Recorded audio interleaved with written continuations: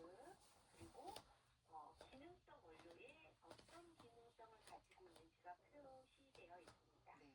앞서 과대 광고주 주의하라고 말씀하셨는데요. 건강기능식품 관련 정보나 이상 사례를 신고하시는 것도 있죠? 네. 식품안전나라 홈페이지에 대해서는 이 건강기능식품에 대한 다양한 정보를 확인 가능한데요. 네. 만약에 섭취하고 난 다음에 이상 사례가 이상한 것 같아 라고 느꼈을 때 도움을 받고자 한다면 식품안전나라의 그 신고를 클릭하실 수도 있고 1577-2488이라는 한라인도 있고요. 또는 137이라는 소비자 상담센터를 이용하실 수 있습니다. 네.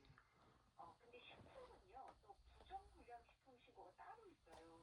그래서 식품과 건강기능식품 좀 구분이 되어 있는데, 이건 1399라는 번호고요. 식품에서는 효과나 기능성에 대해서는 원한만큼 나타나지 않았다고 신고할 수는 없기 때문에 그 구분도 조금 알아두시면 좋겠습니다. 네. 식품안전나라 홈페이지에서 건강기능식품에 대한 다양한 정보를 확인하는 게 가능하니까 좀 활용하시면 좋겠네요. 소비자 콘텐츠 연구소 이주영 소장과 함께 했는데요. 말씀 감사합니다. 네, 고맙습니다. 성시경의 두 사람 보내드리면서 인사드릴게요. 건강365 아나운서 최인경이었습니다. 고맙습니다. 여전히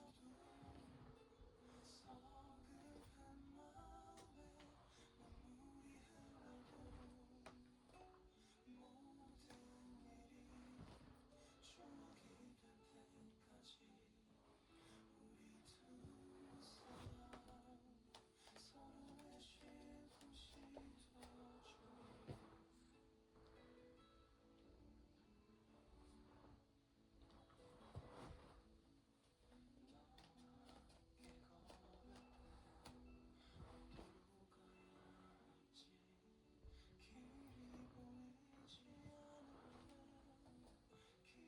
컴컴한 밤 길을 잃고 헤매도 우리 두 사람 서로의 등불이 되어주니 먼 날 무지개처럼 보여. 우리가 찾던 거기 없다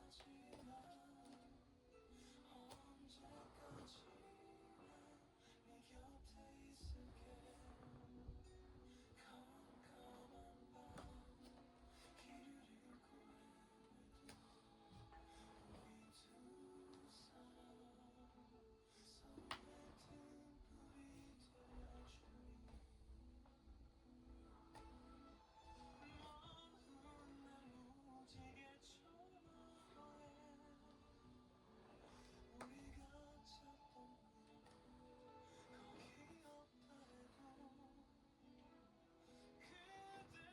나 함께 보내는 지금 이 시간들이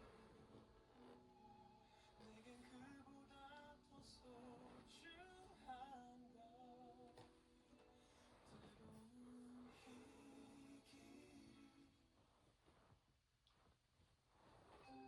길이 KBS 기상통보. 안녕하십니까. 기상청 1월 13일 새벽 날씨 발표 기상통보입니다. 오늘은 전국 대부분 지역이 구름 많다가 차차 맑아지겠으나 충남권과 전라권은 가끔 구름이 많겠습니다. 현재 전국 대부분 지역에서 빙판길과 도로 살얼음이 나타나고 있습니다. 최근 내린 눈이 난로가 녹았다가 밤사이 다시 얼면서 수도권 수도권과 경북 내륙을 중심으로 도로가 매우 미끄러운 곳이 많습니다. 특히 교량과 고가도로, 터널 출입구와 이면도로나 그늘진 도로에서는 사고 위험이 크겠습니다. 오늘 아침까지는 강원 내륙과 산지, 충북 북부, 경북 북동 산지를 중심으로 눈이 내리는 곳이 있겠습니다. 충북 중남부와 전북 동부, 경남 서부 내륙, 제주도에서도 새벽까지 약하게 눈이 날리거나 빗방울 떨어지는 곳이 있겠고, 강원 동해안과 그 밖의 경북 지역에서는 아침까지 약한 강수가 이어질 가능성이 있겠습니다. 충남 서해안과 전라 서해안에도 낮까지 0.1cm 미만의 눈 날림이나 빗방울이 떨어지는 곳이 있겠습니다. 눈이 많이 쌓였던 지역에서는 추가 강수량이 적더라도 미끄럼 위험은 계속되겠습니다. 가시거리가 짧아지는 곳도 있겠고, 도로 곳곳에 빙판길과 도로 사람이 계속 나타나겠습니다. 출근길 차량 운행 시에는 평소보다 속도를 줄이고 보행자도 미끄럼 사고에 특별히 주의하시기 바랍니다. 오늘 낮 기온은 서울이 영하 4도, 전국이 영하 7도에서 8도로 기온은 오늘도 낮겠습니다. 현재 수도권과 강원 내륙 산지를 중심으로 영하권 추위가 이어지고 있고, 내일 아침에는 기온이 오늘보다 크게 떨어지면서 매우 춥겠습니다. 바람도 강하게 불어 체감 온도는 실제 기온보다 더 낮아지겠습니다. 노약자와 어린이는 가급적 야외 활동을 줄이고 수도 구간과 보일러 독감에도 미리 대비하시기 바랍니다. 또 강원 동해안과 경상권을 중심으로 대기가 매우 건조하겠습니다. 여기에 바람까지 강하게 불면서 작은 불씨도 큰 불로 번질 수 있겠습니다. 산행이나 야외 활동 시에는 화기 사용을 자제하고 불씨 관리 확실히 유의하시기 바랍니다. 미세먼지는 오늘 전 권역에서 초음에서 보통 수준을 보이겠습니다. 다음은 각 지역별 자세한 오늘 날씨입니다. 서울 경기 맑겠습니다. 낮 기온은 서울이 영하 4도, 인천 영하 4도, 수원 영하 2도, 파주는 영하 5도. 강원 영서 맑겠습니다. 낮 기온 철원 영하 7도, 춘천 영하 3도, 원주 영하 3도, 대관령 영하 8도. 강원 영동 맑겠습니다. 낮 기온은 속초 영하 1도, 강릉 1도, 동해 2도. 충청 남북도 맑겠습니다. 낮 기온은 청주 영도, 충주 영하 2도, 대전 1도, 세종 1도, 천안 영하 1도, 보령 2도. 전라남북도 구름 많겠습니다. 낮 기온은 전주 3도, 군산 2도, 광주 5도, 목포는 5도, 여수 6도입니다. 경상남북도 맑겠습니다. 낮 기온은 대구 4도, 포항 4도, 안동 1도, 부산 8도, 울산 6도, 진주는 7도입니다. 제주도 맑겠습니다. 낮 최고 기온 12도. 울릉도와 독도는 구름 많겠습니다. 낮 기온 6도입니다. 서해오도 구름 많겠습니다. 낮 기온 영하 3도. 북한 지역은 오늘 맑겠습니다. 낮 기온 평양 영하 8도, 신의주 영하 7도, 개성은 영하 5도 예상됩니다. 예보의 담당은 기상청 한상은 예보관입니다. 서울의 현재 기온은 영하 1.6도, 습도는 81%, 오늘 서울 지역 해 뜨는 시각은 7시 47분입니다. KBS 기상통보 염대준입니다.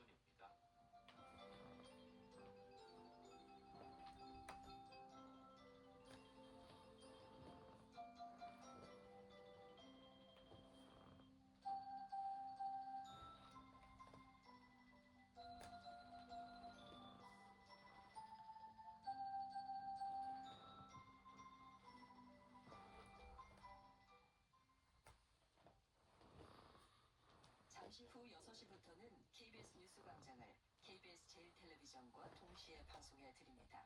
KBS 제1라디오입니다.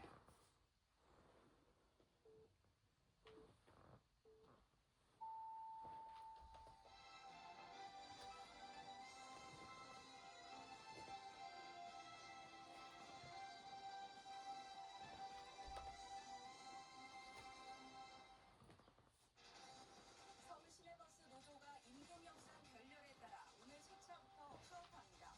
서울시는 출퇴근 시간대 지하철 운행을 늘리기로 했습니다.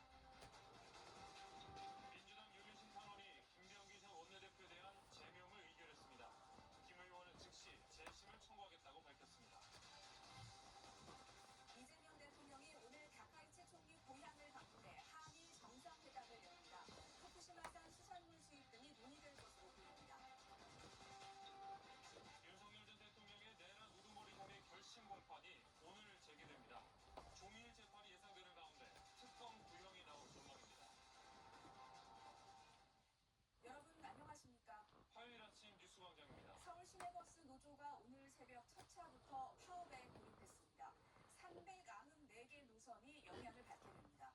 굳은 날씨까지 겹쳐 출근길 큰 혼란이 우려됩니다. 서울 여의도 환승센터 연결합니다. 여소연 기자, 이 파업 소식 몰랐던 분들도 있을 것 같은데요. 지금 상황 어떻습니까?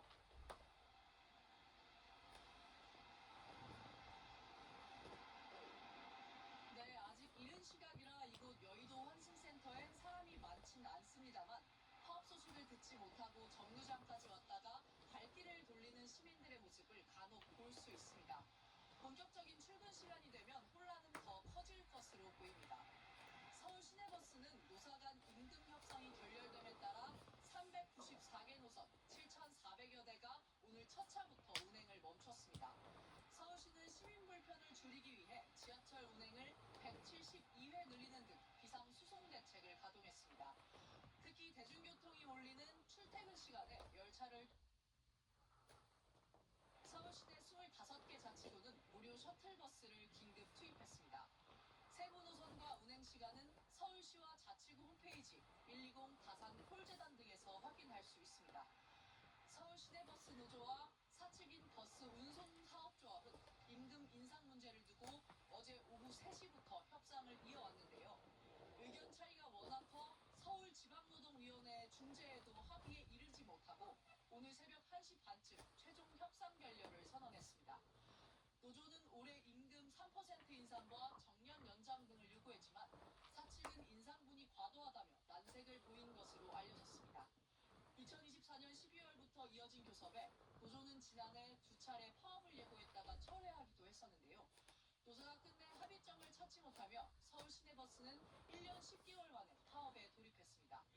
서울시는 시민 불편을 고려해 조속히 현장에 복귀해달라고 버스노조에 요청했습니다. 지금까지 서울 여의도 환승센터에서 KBS 뉴스 여소연입니다. 더불어민주당 윤리심판원이 어젯밤 김병기 전 원내대표에 대한 제명을 의결했습니다. 공천원금 수수를 비롯해 13가지 의혹을 들여다본 결과입니다. 김 의원도 회의에 출석해서 소명에 나섰지만 받아들여지지 않았습니다. 최유경 기자입니다. 민주당 윤리심판원이 김병기 전 원내대표에 대해 최고 수위 징계인 제명을 의결했습니다. 9시간에 걸친 마라톤 회의 끝에 나온 결론입니다. 징계 치료의 완성 여부, 사안의 중대성 등을 종합적으로 고려하여 심의 안건에 대해서 제명 처분을 의결하였습니다. 윤리심판원이 살펴본 김 의원 관련 의혹은 구의원 공천원금 수수 의혹과 보좌진 갑질 의혹, 고가호텔 숙박권 수수 논란, 배우자의 업무 추진비 사적 유용 의혹 등 13가지에 이릅니다. 김 의원은 직접 회의에 출석해 5시간 가까이 적극 소명에 나섰습니다. 대부분 의혹이 당규상 징계 시효인 3년을 넘겼고 사실이 아니라고 강하게 부인한 거로 전해졌습니다.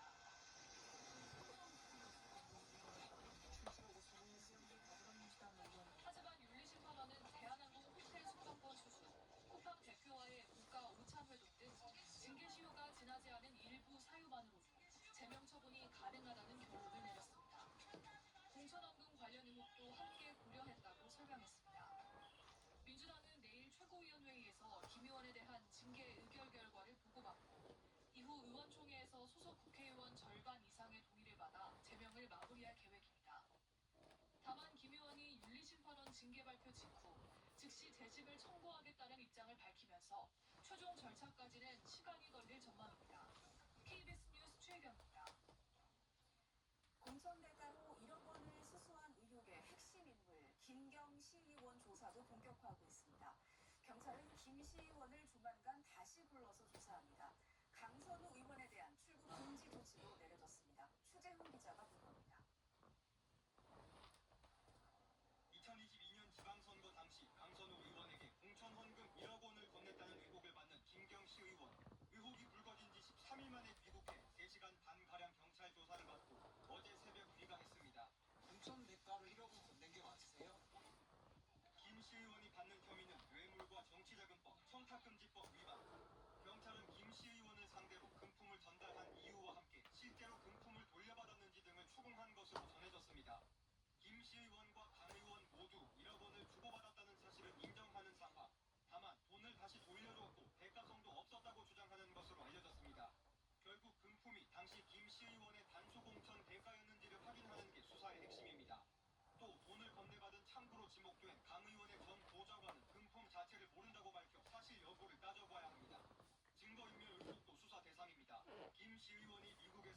판결을 탈퇴하고 재가입한 정황이 포착됐기 때문입니다. 새내들은 재가입을 하신 거예요? 증거인멸하려고 하셨나요? 경찰은 김 시의원과 강 의원의 전 보좌관을 출국 금지하고 이번 주 안에 김 시의원을 다시 불러 조사할 방침입니다.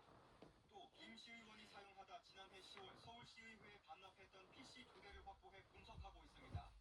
한편 그제 압수수색에서 경찰은 강 의원이 사용하던 최신형 아이폰을 확보했지만 강 의원 측이 비밀번호를 알려주지 않아 압수물 분석에 난항이 예상됩니다.